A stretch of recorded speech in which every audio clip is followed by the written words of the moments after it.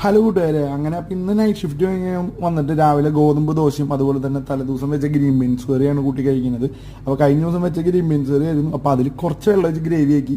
അതുപോലെ തന്നെ ഗോതമ്പിൻ്റെ മാവ് കലക്കുമ്പോൾ ഞാൻ അതിലൊരു മുട്ടയും പൊട്ടിച്ചിട്ടായിരുന്നു. അപ്പോൾ എനിക്ക് നല്ല സോഫ്റ്റ് ആയിരുന്നു, നല്ല കിഡിലനായിട്ട് വന്നിരുന്നു. കുറച്ച് ബട്ടറൊക്കെ ഒഴിച്ചായിരുന്നു ഇച്ചിരി രസമാവാൻ വേണ്ടിയിട്ട്. അപ്പോൾ ഗ്രീൻ ബീൻസ് കറി തലേ ദിവസത്തെയാണ്. അപ്പോൾ അതിൽ കുറച്ച് വെള്ളം ഒഴിച്ച് കുറച്ച് ഗ്രേവിക്ക് ആക്കി അതും ഈ അഞ്ച് ദോശയ്ക്ക് ഉണ്ടാക്കി. നല്ല വിശപ്പുണ്ടായിരുന്നു. അപ്പോൾ ഈ 5 ദോശയും ഈ ഗ്രീൻ ബീൻസ് കറിയും കൂട്ടിയിട്ടാണ് ഇന്ന് കഴിക്കുന്നത്.